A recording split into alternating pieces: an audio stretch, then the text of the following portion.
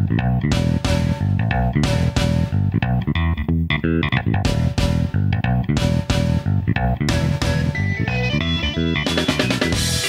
and welcome back to another episode of the Golf Podcast, brought to you by Golficity.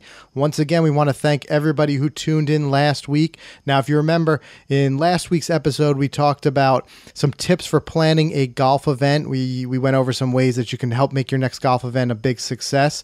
And in the bonus tip, we discussed a simple way to gain consistency with your driver. So if you want to hear that, you can go back to last week's. The quickest way to get there is golficity.com/episode 3, and that'll take you there. Another short link that we have for this is you can also visit thegolfpodcast.com, and that'll redirect you right to the site where you can download all the back episodes.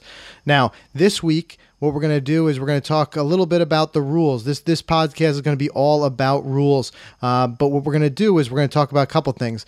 Some official interpretations, but we also want to dive deep into the unwritten rules that you need to follow. So we're going to be talking about our 10 unwritten rules to follow regarding golf etiquette. And then later in the episode, we're going to talk about hazard versus OB, how to score it, and some things you may not have known about different staked out areas and some options that you have.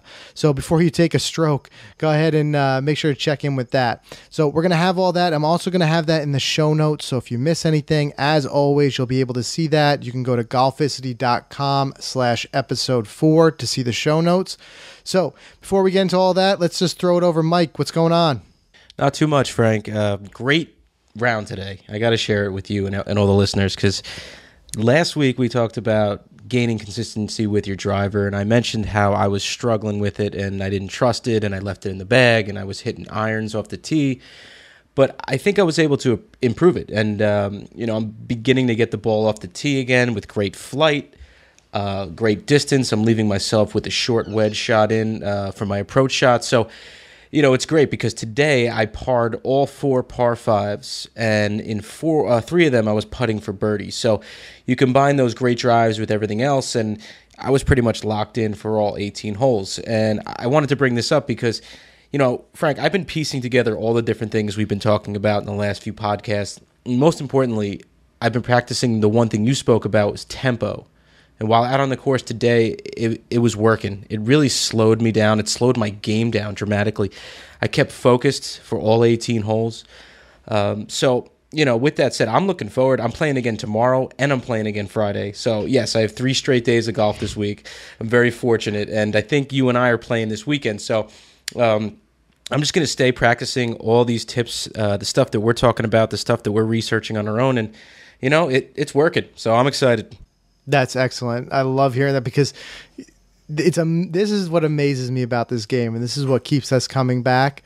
Just the fact of how much can change in a week. If you go back, just last episode, you were saying how you were tentative about even taking the driver out on the tee. You were hitting the hybrid, and I told you, that used to be the club you relied on. You had to get back into that, and and when we played, Saturday or Sunday, whenever it was, I was a mess after I was talking about how I was playing well. And then you were just, some of the drives you were putting out there were just incredible. So it's just, that's what's amazing about this game. That's what keeps us coming back. That's why we do this website. That's why we do this podcast, because it's all about improving, learning, adapting. You're going to have some of those really bad weeks. You're going to have some great weeks. You're just constantly growing with the game. So that's excellent that you're playing like that. And yeah, I'm looking forward to getting back out there trying to remedy my bad round a little bit. Yeah, absolutely. Frank, I think you just said this, but I had to gain that confidence back. And I think by going over to the hybrid for like 2 weeks, it got my tee box confidence back. Maybe that's it. I mean, I don't know. But whatever it is, it's working. So I am very comfortable on the tee box right now, and I can't be more excited. Yeah, that's a good take on it. Who knows? I mean, everybody's different. Everybody's got a different swing. Some people say you have confidence in the club, but that's an interesting take on it. You're having confidence in the tee shot itself and developing confidence with a different club. It's interesting. And I'd actually be interested to hear what some other people's take is on this. Make sure to tweet us at Golficity or leave us a comment on our Facebook page. It's facebook.com/ Golficity, because we want to hear what you guys think. Because like I said, everybody's game is different. Have you struggled with your driver before? Did the tips that we talked about last week help you out at all? Let us know, because we love to hear that feedback, and it's ways that we can all kind of improve our game. So let's go right into what we want to talk about today. Like I said, we're going to talk about a little bit about the rules, but what I want to really talk about, the meat here, is the unwritten rules. Everybody, when you first start playing golf, you learn the rules, you learn the basic rules, but sometimes it takes a little bit of, playing and getting out there to learn those unwritten rules, those things that you do while you're out there to make sure that the round stays friendly. Look, we've all played those rounds. We play them on the weekends where it's non-competitive. You kind of loosen up on the official rules a little bit. You're taking mulligans. Guys are, re-hitting shots or whatever it may be. As long as it's non-competitive and it's friendly and everybody agrees that that's what you're playing, then it's perfectly fine. But the unwritten rules that we're going to discuss right now are the ones that you really shouldn't bend or break, because this is what keeps everything running smooth on the course. It's what keeps the flow going, and it's what keeps everyone in what we're going to talk about the first one here, what keeps people safe out there. So these are the things that if you're not familiar with them, some of these you may have heard before. We're going to try to introduce some new takes on them. If you're not familiar, though, definitely familiarize yourself. It'll make sure that way when you're out there, maybe you're playing with some new people, you're not going to make a fool of yourself, so to speak. So let's jump into the first one. The first one is, and you'll be able to, again, I'll put this in the show notes. We have all these listed out, these rules in our in an article on Golficity, but the first one is just yelling for. And if you listened in last week, I had my little rant at the start of the show where somebody didn't yell for and almost ended up killing me. And that's why we want to talk about this, because you can hurt somebody. So, Mike, what's some of your experiences with this? Well, for is a must. I mean, if you go and right and you see anybody in the vicinity, even if you think they're remotely close, you have to yell for. For is like the ultimate, excuse. You're fine. It's the proper way to play the game and protect all the other golfers around the course. So I've never really, the only thing I can think of really, it's funny, it's actually you. We played up at Falkirk that one time, and you were hitting you were off the fairway, and you hit the most beautiful, I think it was a 3-iron. You had about like 240, it was a bomb, and you put it on the green where, you remember this, 3 guys were standing and it went right by their head, and you just didn't even think it was going to get there. You didn't even know it was going to get there, but it did, and you didn't yell for. And I think to that day, you now yell it every time. So, yeah, no, that absolutely. And look, that's one of the things. Like sometimes either you're not going to be sure of how far it's flying, or you can't quite see, where it is. Maybe it's a dog leg, or you're going over the trees or something like that. The idea is, first of all, if you're unsure, just yell anyway. And that's really what I should have done there, because I was unsure. I couldn't quite see it. I wasn't expecting the ball to travel as far as it did. Just yell, because first, everybody, when they hear that word, the natural instinct, every golfer is going to duck, get out of the way, protect their head so that they're not getting hit. The other thing, too, is it's not just your ball that you're responsible for. Really, you should keep an eye on everybody around you that's playing, your playing partners, everybody like that. So if you see one of your playing partners, maybe they can't quite see. You're in the fairway, they're off in the rough, and they can't see that their ball is headed towards somebody. Yell for. Don't leave it up to them. You're there to help everybody out. The reason for that word is because you're trying to help everyone out. And the other reason for yelling for is that it's universal. A lot of the courses we play, there's people out there speaking all different languages. If you start yelling right or left or look out, chances are, look, maybe someone doesn't understand what you're saying or whatever. Just yell for. It's far more universal, and people are going to be able to get out of the way. But it's a good point, Mike. Across the board, just make sure you're yelling it. Make sure you've got all your bases covered, and that way it keeps everybody safe. And on the other side of that is, if you hear it, duck, get out of the way. So that's our first tip. The second one, and this one is some of the people who haven't been playing very long might not be as aware of. And what we say is, get off my line. And what we mean by that is on the putting surface. Let's first define line. Your line is the line or the path directly between where the ball is resting and the cup. That's the line, so to speak, that the ball is going to travel when you putt it on its way there. And the idea with get off my line is not to step in another opponent's line. Mike, did you have an experience with that? I think with a caddy or something like that recently, walking. Yeah, my caddy at a tournament. I won't throw this person under the bus, but my caddy walked in the line of one of the golfers in my pairing, and it was not. It didn't go over too well. And you know what? I don't blame the gentleman who yelled, because it's a pretty common rule. I don't really. Do you know what it even means? Why do people do that? Does it alter the lie? Does it maybe push the grass down? Does it? I mean, I never really understood it, but maybe it can. What does it change the landscape? I think it held a greater bearing back in the days of real metal spikes, but if you drag your feet, for one, you can change the surface to a certain extent. You can brush the grass in a different direction or whatever. Or if the greens are playing very soft, it is feasible for just as simple as just walking to create an impression in the green. And if someone's putting right over that line, it can cause the ball to jump, kick left, kick right. So just to be fair to your other players, you want to make sure to be hyper aware of it. And that's why you'll see even the pros doing it. They'll either walk around the back of the person putting, or they'll step dramatically over anywhere where the person might be putting their line, because you're not always sure. With the break, the line might not be directly in front of the hole. It might be to the left or to the right. So you just want to be careful and step over it, because it is possible that you can leave an impression with your foot. I'm going to take number 3 because I like this one. This is my favorite, and we call this "shut up already," because a lot of times people will talk. They'll talk during your backswing. They'll talk while you're lining up your putt, taking your putt. They may be on their cell phone. They may be talking to someone in a whisper, but you could still hear it. And I find this to be so annoying, especially when you're trying to focus, especially on a tee shot. So, this one, just stay silent, talk after a shot, and, let the other player focus, because that's really going to anger your fellow players. It's true. And even some guys, you hear them whispering behind you, and they're trying to be polite on the surface. But the reality is, when it's dead quiet, you hear a whisper can be as loud as a yell in your mind, and you're trying to focus on your shot, and you hear somebody in the background. Look, you don't want somebody talking while you're taking a shot. So don't talk while others are. It's just something just to be aware of.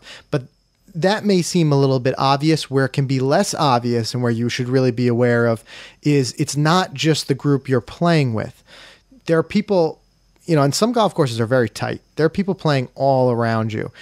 You may be, walking with your partner down the fairway, going out to your drives, and you're, yapping about, the night before, whatever you were doing, and you just kind of lose that awareness of the people around you. And what you may not realize is, 50 feet over to the right in the next fairway is a guy who's about to take his shot. So you can't just be aware of the people you're playing with. It's kind of keeping an awareness of everyone around you. And then we're not saying that it needs to be a library out there. You're out there to have fun.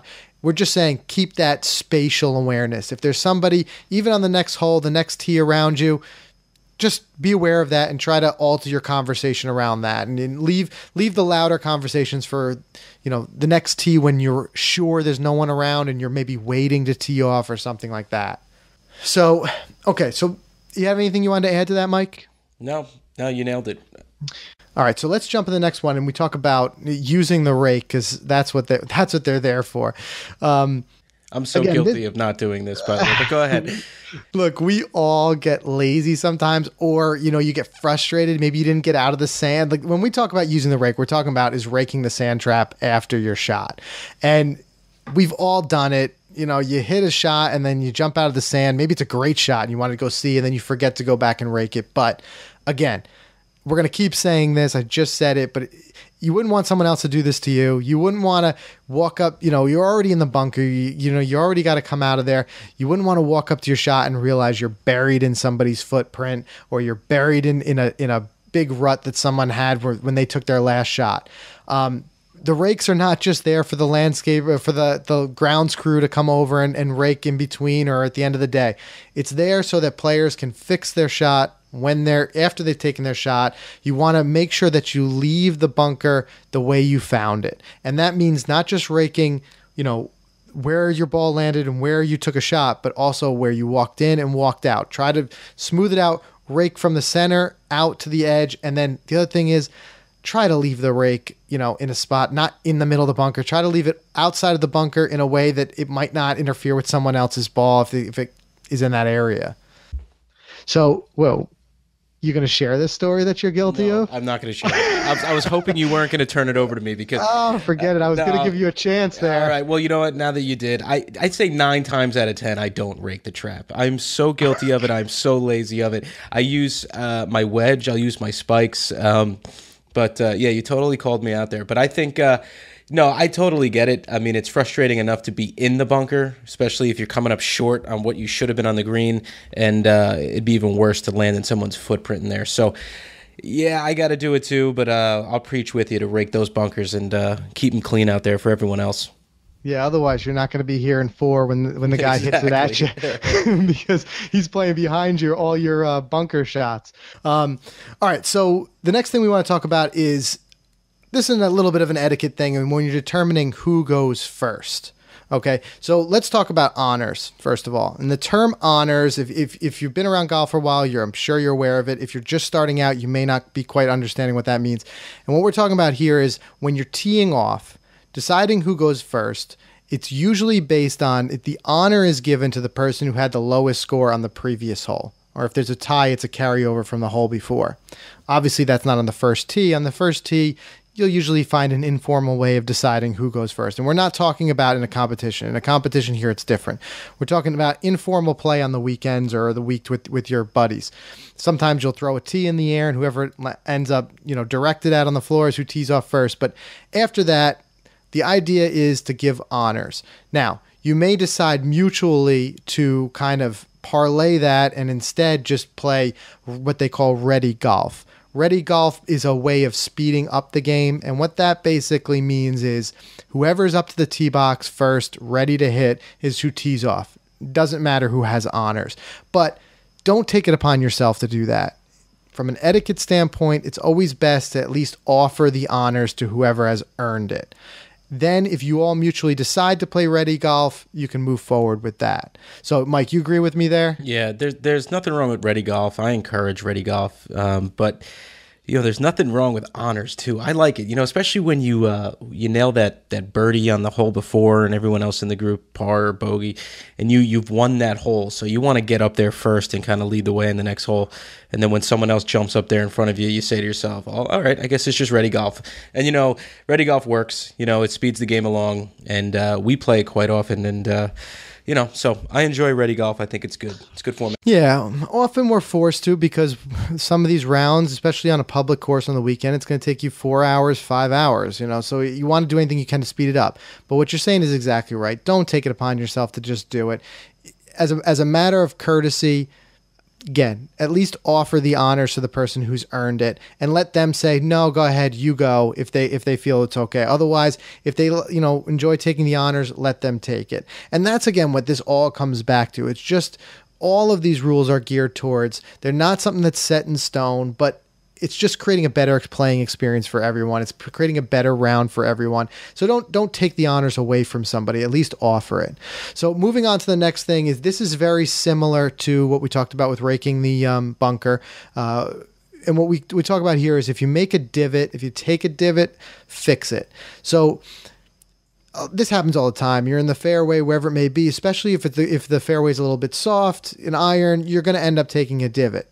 Here, what you need to do is one of two things. Either if you can find the divot itself, the ball that, the grass that came free, you can put that back and step on it and just kind of replace the area. Otherwise, most golf courses, always around the tee boxes, they'll have a mixture, and usually the mixture, it's dirt, some grass seed, and fertilizer that you can pour into the divot. And a lot of golf carts will also have that.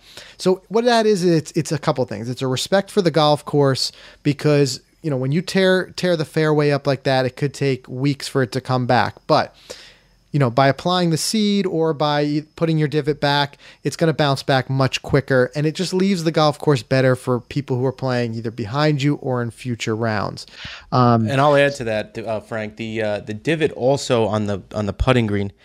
When you stick that approach shot and you put the ball, you kind of plug it into the ground, you leave that mark.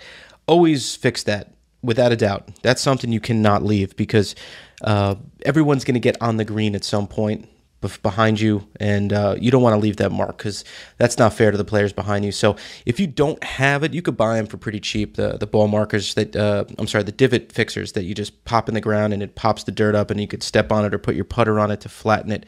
If you don't have one, you could simply use a tee and fix it right there on the spot. So I encourage that everyone does that, because like I said, you want to keep those greens in tip-top shape. That's a good point. And it goes back to, like we were saying about the, a person's line and things like that. When the ball hits, as Mike was saying, it makes an impression. It's kind of actually the opposite effect of a divot, where a divot is ripping the ground out. This is actually your ball pushing the ground down and in, creating a kind of a bit of a crater. And sometimes if it's soft enough, I've even seen it actually rip the green up a bit. So what you want to do is make sure you fix those, because you don't want people to have to putt through it, or, another guy might be coming up and it is a chip shot and doesn't see that you have a mark there and it hits it and kicks off to the right or left. So do that. And also, as a matter of common courtesy, if you get up to the green before anybody else, what I always like to do, just pull out the tool and just start fixing everybody else's for them. It speeds up the round. And, if somebody maybe forgot to, and the guys before you, there's no harm in fixing their ball marks as well. It goes back to the idea of leaving the course, better than you found it. So that's a great idea. Always have that in your pocket ready to go, so you can do that. So moving on to the next thing, we have cart path only. We've all seen the signs. This is another You're gonna one. call me out again here. No. I didn't say anything. But the cart path only, if you see the signs out there, a couple things are going to happen. When we say cart path only, let's first define that again for people who are maybe new to the sport. When you're riding in a cart path, this does not account for walking. When I'm talking about when you're riding in the golf cart and you see a sign that says cart path only, it means you can't take the cart. It's self-explanatory. You can't take the cart anywhere but on the path. You can't go drive across the fairway, drive across the rough. And there's reasons they do this, okay? They're not just putting them out there for their own sake. Trust me, they're not just trying to make you walk around out there. If they know a particular hole is either had a lot of water recently or is just susceptible to it, they're going to say cart path only, because they're trying to protect the course itself. So it's something that later in the round, we're all guilty of. Sometimes we see it and we're like, it's dry out here, I'll drive across it. But if you do that, it's a good way to either get yelled at by the ranger or kicked off the golf course. So be sure to make sure you don't do that. And the other thing that I did want to mention with that is if you do that wrong and you end up stuck in the mud, nobody's going to help you. So don't do that. And here's one we want to talk about. This is the eighth unwritten rule that I think is something that actually I wasn't aware of until recently. You see the pros doing it all the time, but you don't always take account of it. And that's taking your hat off at the end of the round when you're shaking hands with your playing partners or your opponents. And next time you're watching the pros on TV, watch for this, because you'll see they all do it. And it's just a common courtesy thing. Who knows how far it dates back? I'm sure we could look into that and you'd see it's an etiquette thing dating way back. But when you at the end of the match, you're going to shake hands with your playing partners. As I said, just remove your hat if you're wearing one. The other guys may not do it, but it's always best to be on the lighter side of the etiquette, because you never know who might get offended if you don't. Right, Mike? Have you had that? Have you experienced that? I never really even noticed it. I just always take my hat off at the end. It's just now I just do it. It's just, it's embedded in my brain to just take it off. The last putt goes in, the flag goes back in, and everyone's about to shake hands. I immediately pull the hat off, and then other people will kind of follow your lead. Even if they don't know what you're doing, they'll take it off and shake your hand. But I just like the respect part of it. I think it's a neat part of the game. That's true. It's a respect thing. And it's one of those things, you don't have to do it. We're not saying that you have to, but if you want to just keep it on that higher end of etiquette, just go ahead and do it. And if you don't believe us, just go ahead and watch the next, any of the next Pro Tour tournaments. You'll see at the end of every one, whether it's a visor or a hat, the guys inevitably, every one of them will take them off when they shake hands with their opponent. So it's just something that's been in the game forever. And I think it's kind of adds a nice, respectful touch to the game. So, it's something that you just keep that in mind. If you remember to do it, do it. Okay, so going back now, we have another one here. This goes back to the tee box. And what we say is don't forget your tee. This is another little thing that this one I think we're all guilty of.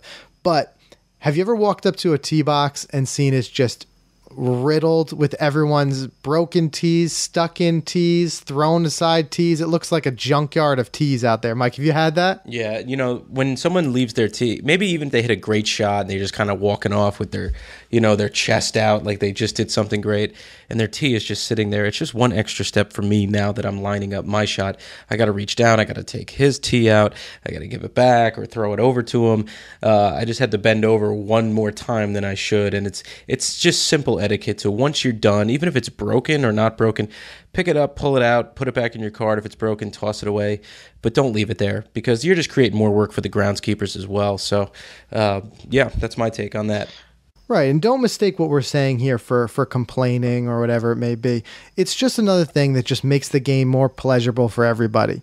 If you go and you're on a par 3 and you go to put your tee in and you're like, I got to pull out all these other tees just because to get the ball placement that I want, it's just an annoyance. So just by taking that simple step, make sure you're remembering to pick up your tee when you're done. It just makes the game more pleasurable for the guys behind you, and it makes you feel good knowing that you're keeping the course in great shape, and the guys who are coming to cut the tee boxes that night don't have to first start and spend a half hour moving all the tees out of the way. So that's something just to be aware of. Every single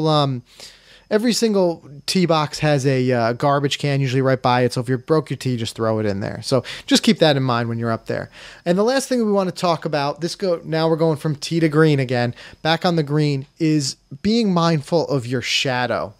And this is something that I find is a lot of the guys who've been around the game for a while, they're definitely mindful of it. Some of the newer guys may not be so much. But what I mean by that is, especially if you're playing around later in the day and you're casting a longer shadow, just take note when you're standing on the green, and this is when you're standing waiting for someone else to putt. Take note of where your shadow is. If your shadow is either going across their line or across the cup, just quietly and politely move back and out of the way. The reason being, by casting that type of shadow, you may make it so that the person who's lining up their putt may not see their line as well. They may not see the cup as well. And by just being proactive and doing it, you're making it less confrontational, that someone doesn't have to say, do you mind moving back because I can't quite see with your shadow there. Mike, have you ever experienced that? Yeah, the shadow kind of it could alter the line of a putt. If it's supposed to break right to left and the shadow's kind of halfway in front of the hole, it could make it look flat. It could make it look the other way, just because of the lighting and of the slope. So, if you find yourself just standing there, just gazing into the sky, while you're waiting for your friend putt, just make sure you're not standing there with your shadow in the line of the ball, because that's not a true putt for that person. So it's not nice. So don't do it. Just definitely don't do that. Yeah, that's what it is, and that's what this whole thing is about. It's about being courteous. If you can take anything away from this, it's just be courteous, and most of all, just be mindful. Again, think about all these other things. It goes back to, like when I said, like talking and you're in the fairway, being mindful of people around you, being mindful of your shadow, or not stepping in someone's line. All these things just add up to a more courteous game. They add up to a more friendly game. And what you're going to do, if you continue to play like that and you're diligent, you're going to find that more people want to play with you. You'll find that you're not offending people when you're out there. And it just overall, the flow of everything is so much easier when you don't have somebody who's just, like a bull in a china shop going through and leaving, rakes laying out and all this other stuff. And those are the guys that unfortunately don't get invited to the tee box the next weekend. So we wanted to put this together, and the reason why we put this article together was for the newer guys who are going out there and just wanted to have some sort of a quick, brief, etiquette idea before they got out there, because they don't want to, look like they don't know what they're doing or whatever it may be. These are good things to know. These are great for if, let's say, you're going out golf for a business outing. Maybe your boss invited you out to play and you've never really played before. Just having an awareness of these type of things is going to make the game more pleasurable. Even if, look, you could shoot 200. It doesn't matter. But if you're out there and you're being courteous, people will enjoy the round. They'll enjoy playing with you. So just make sure you're aware of these things. And again, we're going to have them all in the show notes. You can go to golficity.com/episode 4, and you'll be able to read all 10 of the ones we just went over. But I also want to hear from you guys. What are some that we may have missed? Because there's little ones out there. And we've already had a couple comments that started popping up on this article. People mentioning the pace of play, making sure to mark your ball when it's on the green so it's not in the way of other people who might be either chipping or putting up. So there's plenty of other things that you can do that we can make this game more enjoyable. Go ahead and let us know. Post your comments in the article and we'll read through those and we'll take a look. So with that out of the way, let's jump into the little bonus rule that we wanted to talk about today, which is hazard or out of bounds and how to score it. This is something that can, again, get a little bit confusing for people who are just starting out with the game. And we want to define the difference because there are some things in here that even if you've been playing the game for a long time, you may not be aware of. And it may either cost you a penalty stroke, or it may help you out, not realizing that you actually have some options that you weren't aware of. So let's first talk about the differences here. We're going to talk about hazard and OB. We're going to start talking about OB, meaning out of bounds, and those are marked off by the white stakes. So Mike, you want to jump in and tell us about the white stakes and out of bounds? Sure. The white stakes that's the most serious penalty there is in the game of golf.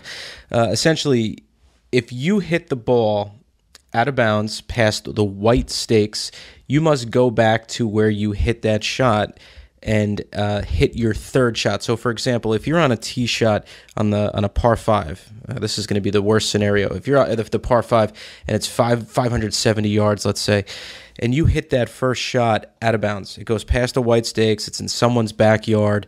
You may be able to see it, you may not be able to see it, but still, it's in past those white stakes. So you have to go back to the tee box, and now you're hitting 3.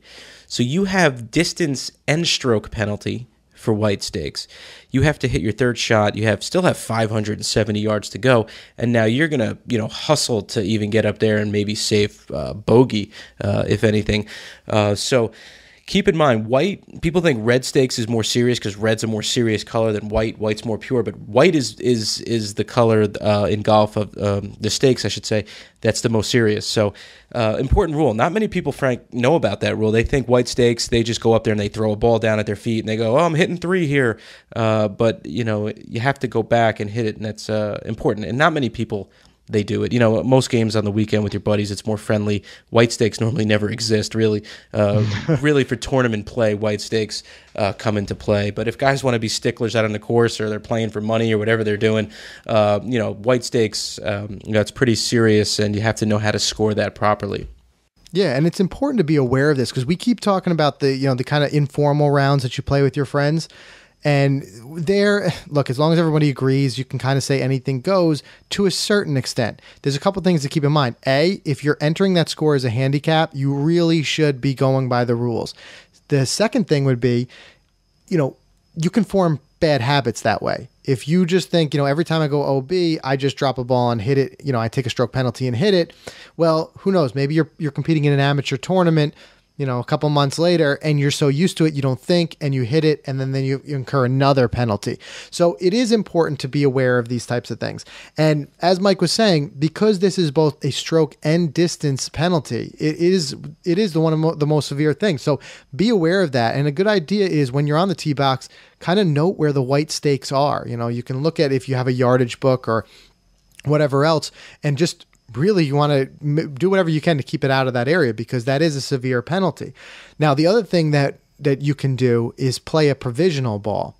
And what a provisional ball is let's say you hit off the tee or wherever you may hit and you see the ball flying towards the white stakes, but you're not sure if you went OB or not.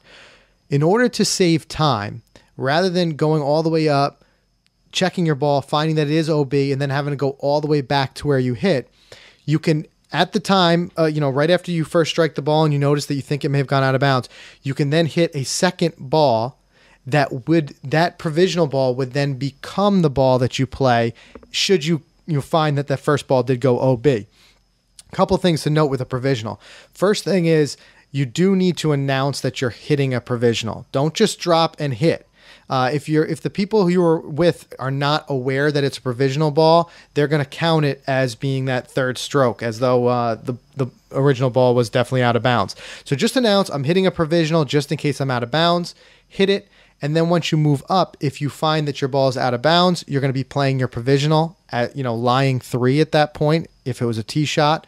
Otherwise, if you find that your ball did not travel out of bounds, first of all, you're lucky, but you can then pick up your provisional, and the provisional does not count in any way. So that's just a good way, and going back to the etiquette thing that we were talking about earlier, that's a good way to keep the pace of play moving, because the last thing you want to see, especially if it's all backed up out there and the group in front of you, the guy tees off, he goes down to his ball, and then you see him walking all the way back to the tee to hit another one. Just hit the provisional. It'll save everybody a little bit of time. Mike, do you have anything else you want to cover about the white stakes before we move on to the red? Nope, go for it. I'm glad you brought up provisional. So yeah, it's very important. But so the white is pretty cut and dry in that regard. If it goes out of bounds, you go back to the spot where you originally hit from, and you hit another one. You take a stroke, and then you're hitting that additional stroke there. The red stakes are a little bit different. Red stakes are used to mark off lateral hazards, and lateral hazards are played very similar to the way a water hazard is played. So you have a couple options, and a couple of these you may not have been aware of. If you see your ball travel into a red staked area, you can do one of 3 things. And if you want to get really detailed, you can see in our article, which we'll have in the show notes, it links back to the USGA rules. It's rule number 26, and we're not going to get that technical. I'll just kind of sum it up for you. You've got basically three options. You can either go back to where you originally hit the ball from and play another shot, but then you're kind of incurring that same distance and stroke penalty. So it's rare you're going to use that. The other thing you can do is you can drop a new ball behind the lateral hazard, no closer to the hole, and you also have to be in line with the flight path of it entering in. So again, there you're going to incur the stroke, but you're not losing the distance because you're dropping a ball right at the entry point of the hazard. But the other possibility that you have, and some people are not aware of this, is that you can actually play the ball out of the red staked area. So let's say, for instance, it's a small creek area that's dried up, and you can see your ball lying there, and you're able to get a club on it. In that case, you can play it out of the red stake with no penalty. Something to be very aware of there, though, and this is something where I think a lot of guys trip up. You cannot at any time ground your club in that hazard, and anything marked off by a red stake. So it's very similar. Think of it as though you're playing in the bunker. You can go in, you can hit the ball out, but if at any time your club hits that ground while in that red staked area, you're going to incur a stroke penalty. So especially in a competition, you're going to see guys are looking out for that. Be mindful of that. But above all things, you got to do whatever path is going to be best for you and for your score. You may be very tempting to hit it out of a red staked area, but if you're in deep grass or whatever it may be, there is that chance it may take a couple of swings to get it out. In which case, it may be better for you in the long run to just take your drop outside of the hazard into a area that's a cleaner lie, drop the ball and hit from there, just take your stroke and go on.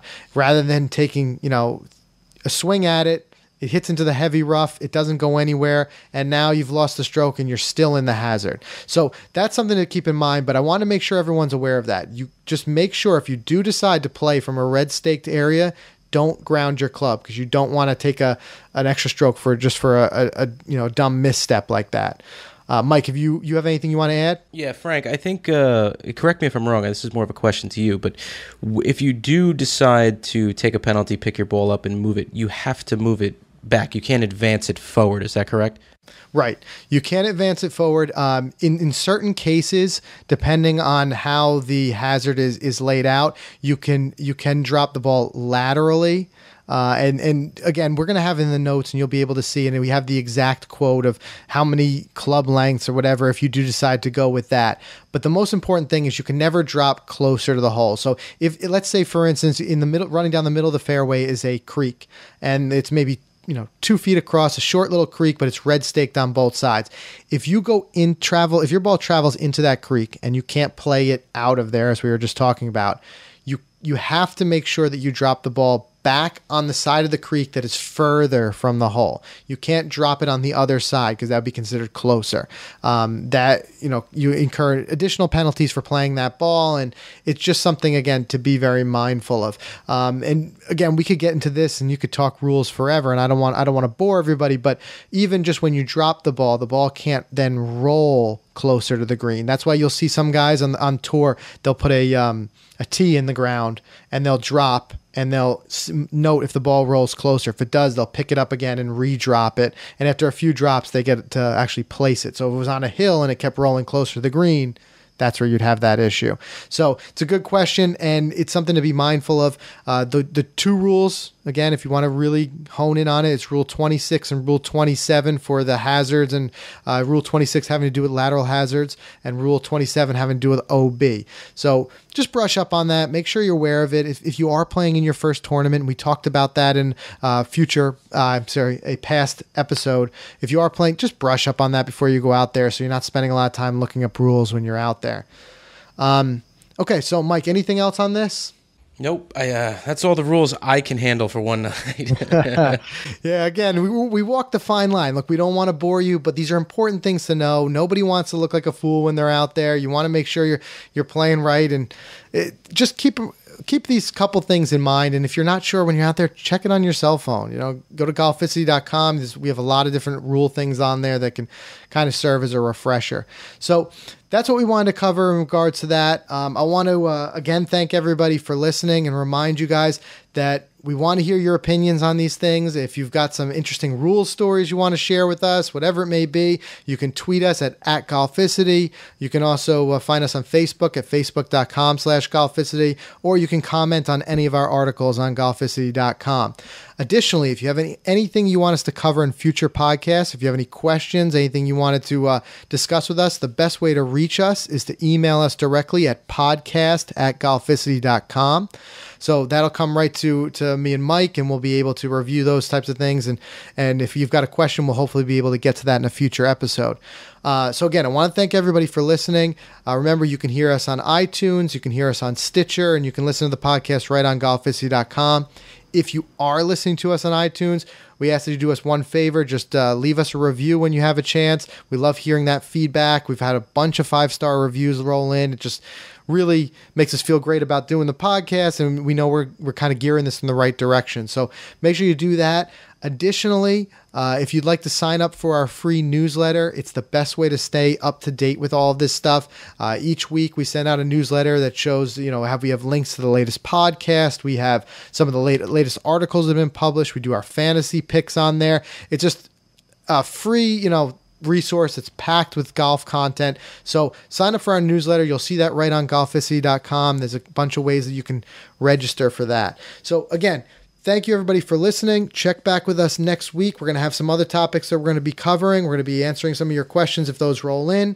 And we look forward to talking with you then.